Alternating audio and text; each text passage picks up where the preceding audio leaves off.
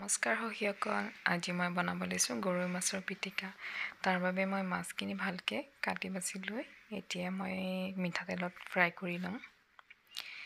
এই টাৱাখন দেখিছে নহয়, এইখন যে হেণ্ডেল নাই কেনে বৰ সুবিধা, ছাইডৰ ফালে ইমান লেতেৰা নহয়। আৰু হেণ্ডেল থকা টাৱাবোৰ যে ছাইডত ইমান বেয়াকৈ লেতেৰা জমি যায়, সেইখিনি যে বছৰ ধৰি লাহে আৰু জমি বেছি লেতেৰাহে হৈ যায়। এই টাৱাখন মই এমেজনৰ পৰা এমাহমান আগত অৰ্ডাৰ কৰিছিলোঁ। এইকেইটা গৰৈ মাছকেইটা ভালকৈ ইলুটি কৰি ভাজি লৈছোঁ। এইখিনি ভজা হোৱা মানে মই আদা, নহৰু, পিঁয়াজ, জলকীয়া ৰেডি কৰি লওঁ।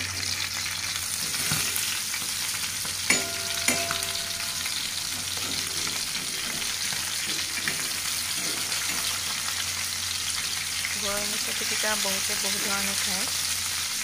পোৰা গৰৈ মাছৰ পিটিকা বা এৰাই খোৱা গৰৈ মাছৰ পিটিকা, আৰু এনেকৈ ভাজি একেবাৰে সানি বনোৱা পিটিকাটো গোটেইকেইটাৰ টেষ্ট বেলেগ। এইটো খাইও বৰ ভাল লাগে। ইয়াৰ বাবে অকণ সৰহকৈ পিঁয়াজ, নহৰু লাগে।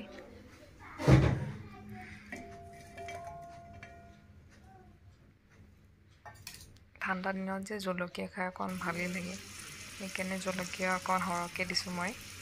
তাত অকণমান নিমখ দি এই ৰৈ যোৱা তেলখিনিতে মই কি কৰিছোঁ, এইখিনি অকণমান আধা ভজা কৰি লৈছোঁ, যাতে পিঁয়াজৰ অকণমান কেঁচা ভাৱটো যায়, লগতে নহৰুখিনি অকণমান আধা সিজা হয়। তেনেকৈ পিটিকাত দিলে বৰ টেষ্টি লাগে।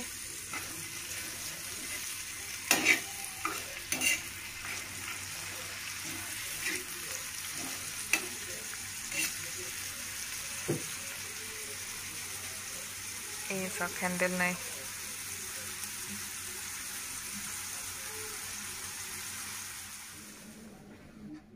এই মাছখিনি মই ভালকৈ কাঁইট এৰাই লৈ ভালকৈ পিটিকি লৈছিলোঁ। ঠাণ্ডা দিনত আৰু বাচন ধুবলৈ এলাহ ন, সেইকাৰণে টাৱাখনতে কি কৰিছোঁ, খুন্দনাডাল দি ভালকৈ পিটিকি লৈছোঁ। এইখিনি একেবাৰে গোটেই পিটিকি নলওঁ, মানে আধা পিটিকি লৈছোঁ আৰু আধা খুন্দি লৈছোঁ। এনেকৈ আধা কৰিলে মানে আধা খুন্দা কৰি ল'ব, তেতিয়াহ'লে টেষ্টটো অকণ বেছি লাগে। গোটেই মিক্সিত মাৰি দিলে টেষ্টটো ইমান ভাল নালাগে খাই। এতিয়া কাঁইট এৰাই থোৱা গৰৈ মাছখিনি ইয়াত মিক্স কৰি লওঁ। এনেকৈ গৰম ভাতৰ লগত খাই চাবচোন চাটনি, আৰু দালি আৰু চাটনি আহিলে একোৱেই নালাগে।